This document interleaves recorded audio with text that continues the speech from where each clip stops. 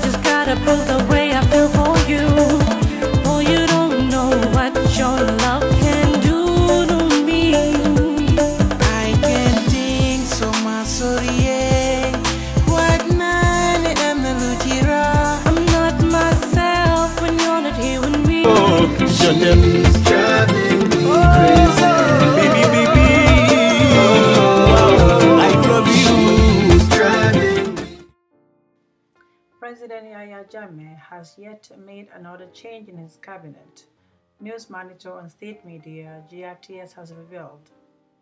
The latest executive exercise for Ms Fatim Badgie, who was appointed as Minister of Health and Social Welfare in February 2011, has been removed from her cabinet post effective Wednesday, November 28, 2012. Prior to her appointment as Minister of Health, Fatim Badgie's first served as Minister of Information and Communication Infrastructure, a post she was removed on February 5, 2009.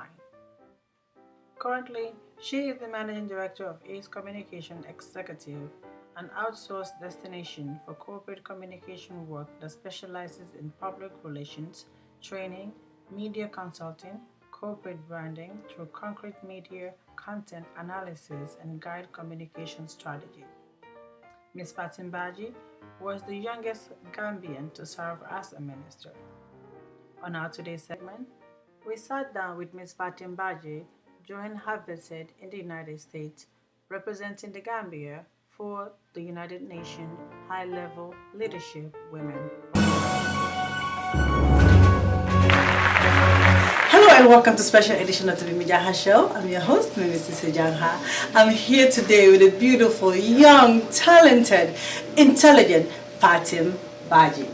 Welcome on the show, Fatim. Fatim, you're here for the United Nations Summit. Some of you, I'm sure all of you guys that are watching the show know Ms. Fatim Badgie already. But for the viewers that are watching the show that don't know who you are, tell us a little bit about yourself. Thank you for having me. It's a pleasure to see you always. It's an honor. My name is Fatim Badgie and I'm a social entrepreneur from the Gambia. And I work with young people and I also help raise capacities within institutions.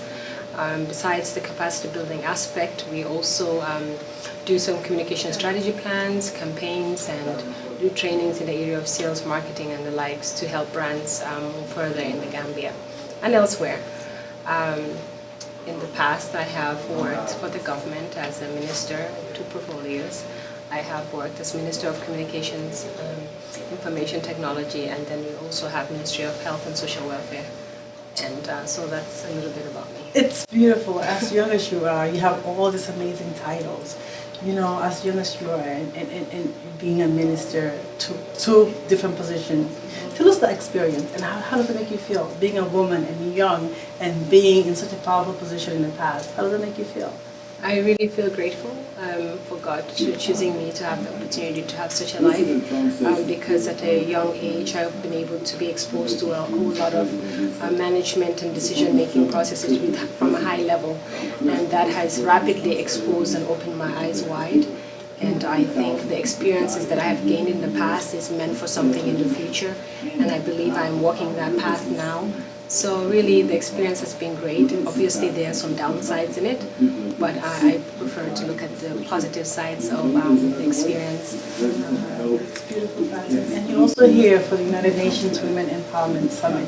Tell us your role in that, and you're here representing the Gambia, right? So tell us about the experience and what are some things that you learned today with all these amazing women in one big house. Yeah. Tell us a little bit about that. Okay, well, UN Women and the African Union decided that they wanted to set up an African Women's Leadership Network.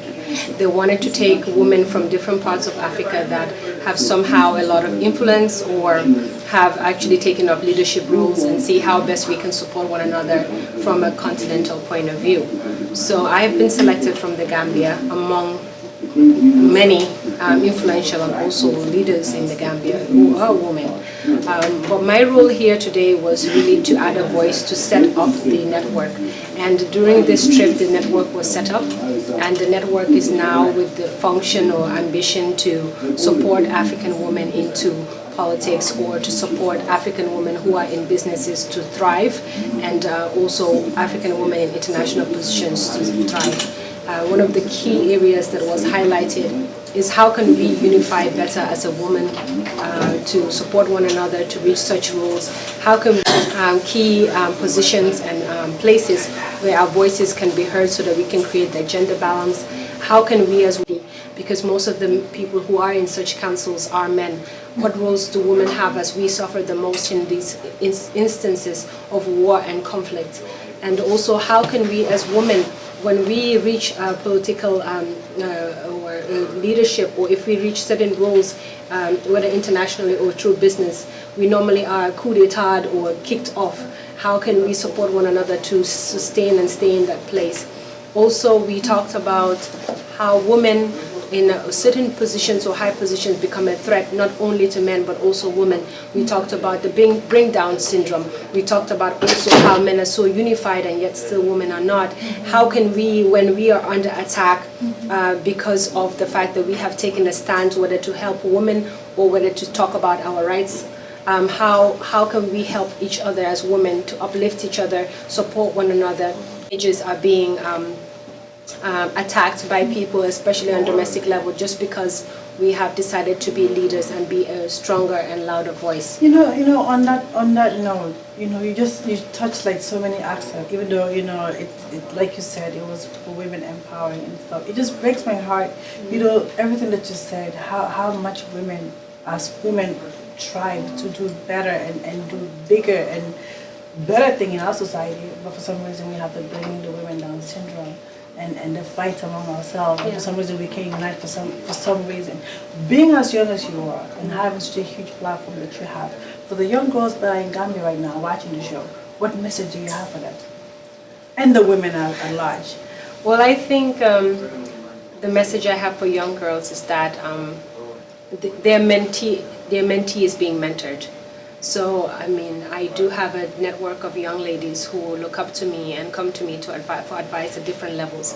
And sometimes I ask myself, well, who's going to look out for me? And who's going to advise me? And who's going to show me the path? Mm-hmm. And I feel like this network that I've joined has increased the level of strength that I will have. So as they lean on me, I also have a network of women who I can lean on. And that is the chain that we want to build. That the young ladies would actually translate that to also young girls. Mm-hmm. So it's a chain that's being built, and I'm just in a good place to know that I have inspiring figures who are also backing me and supporting me. Yeah. It's so inspiring. Like talking to you just brings goosebumps at the same time, teary eyes. You're inspiring. As young as you are, and you have so much to tell, and you have so much to give. Tell me, what is one thing that is so hard about what you do? That you sit and say, what, this is just too much? Well, I know for a lot of people, especially people in the kind of circumstances that I am, image tarnishing or rumors would be something that would affect them. But I've really gone past that because I've heard the worst at a very What is the worst rumor that you heard about yourself? That I was the president's girlfriend, or the president was in love with me and I was dating him. Former president. Yes. How does that make you feel when you hear rumors like that? Well, I was really 24 and there was nothing. As young as you nothing that ever happened between us. He simply believes in identifying certain talents, and a lot of people who have served in his government has manifested that. And when I was identified, he had seen something in me to believe that I could deliver. And because I probably was looking a bit interesting to a lot of people. The only instant that most people would think is that he's interested in me or other path. And I believe that that has actually made it a blessing also, because it's made us completely careful with the way in which we have worked together. We've never worked together without anyone being there. And from his perspective, he's covered because he's a man. But when I go home, when I'm around my peers, when I'm around meeting some person and they Google me or they check me out, as a young person, these are the things that come. And as a result, as I have been working in these high levels, I had to be extra cautious to the point where I was almost vulnerable to many men who thought these rumors were true. They would completely always keep asking me out or coming near me. And I had to strengthen myself to not only fight against the rumors, but to be my true self, so that any man who comes close to me will know that this is not a playing ground. This is not a woman who is in those positions because of what I look like. There's a lot more internal. It's so sad. It's like you have to work with an extra guard just by yourself. It's like you have your own guarded, you're guarding yourself because of everything that's going on and the rumors, and some of these men just thinking that whatever they're hearing coming at you, hitting at you, it breaks my heart, Fatim. Yes, but just, you know, it just breaks my heart. And you look at you sitting here, standing so tall, sitting so strong, and you have so much to give.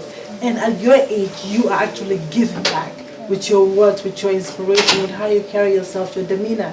Yeah. I could not be more proud. Thank you. It wasn't easy, but when you are true to yourself and you know who you are, even when you hear something false about yourself, it cannot bother you so much, because you know that any day, if anything was to be proven, at the end of the day, you will be vindicated.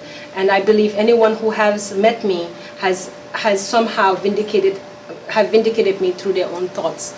And if they haven't, well, that's up to them. But it makes you stronger. You know, like, I can't explain to you, Mimi, but when it makes you stronger, it also makes you fast jump. You know, it makes you reserve yourself in a way that if you were not in such a high scrutiny, you would have been careless with yourself. So what it's done for me is that it's made me even more careful, and that allows me to play the role that I should play in society, because in the society we live in, if you have such records, or if you have such loose behaviors that people have actually identified and have evidence for, wherever you want to stand up one day to make that voice as a woman, you're going to be shut down from those past experiences. We are women who cannot make mistakes and be respected and lead on in the future. It's like you have to correct your ways when you're young, and that's the society we live in. But with men, we actually look better at men who have made mistakes in their youth rather than when they actually are adults. That's when they look at them as they've matured, because they've gone past those mistakes. Talk to me. You've been very emotional right now. What do you want to tell them? Nothing. Look at them in the camera. What do you want to tell them? I have nothing to say. I just have something to give. Bringing tears to my eyes, just knowing you personally, and just everything that you've been through. Like you said, you have to have this group of women that you look up to as your mentors. You know, for the young girls out there in Gambia that don't have what you had, you know, support system that you had. I can only imagine what rumors and what image tarnishing can do to their self-esteem at that age. Yes. You know what I mean? Yeah. Fatim, you know, I am so humble. You know, is there any last word that you want to tell the Gambian people that are watching the show today to know one thing about Fatim that nobody else knows, but you never told anyone? Can you just look at them in the eye and tell them one thing about Fatim that you never told anyone, no one ever knew about you? Wow, that's a difficult question. All I can say is I'm someone who just wants to give the best that I can for people. I love peace and I love development, and I believe in myself, and that's where I get my strength from. And when I say I believe in my strength and myself, I believe in what God has created in me, and just as I believe in God, I believe in His creation of me, and that is where I draw the strength to be who I am and to be the person that is finding her path in this world in order to contribute. And That is truly who I am. And I'm a giver. And yeah, I also love and I forgive. Well, Although I am stubborn. that's why you are who you are, right? Yes, you gotta be I am stubborn. You gotta stubborn, stand yes. up for something, right? Yes, yes. Fatim, I am stubborn. you know, I can't even say thank you enough because No, you're such a thank you. big inspiration to myself. And I want to personally thank you for taking your time out of all the busy day that we had today. Yeah. You still sat here and you talked, you spoke to us. It means a lot to me. I want to thank you too. I love you. I love you too because you are an inspirational woman. You have been through a lot of things in your life as well. You've gone through the fashion industry. You've gone through modeling. You've gone through the talk show, marriage. All of these things have been happening to you. And knowing you from the past, I know that your journey has not been easy, but you're still standing. And the people who have gone through the hardest are always the most happy, jolly people that you'll ever find. So, Love you. yeah, love you too. Thank you. Mwah. Well, that brings us to the end of our exclusive with my sister, the beautiful, the young, the ambitious, the talented Fatim Badgie. Thank you all so much for tuning in and watching another exclusive with the Mimi Janha Show. I'm your host, Mrs Janha, and Fatim Badgie. till then, See ya. I see you soon. Welcome to a special edition of the Mimi Janha Show.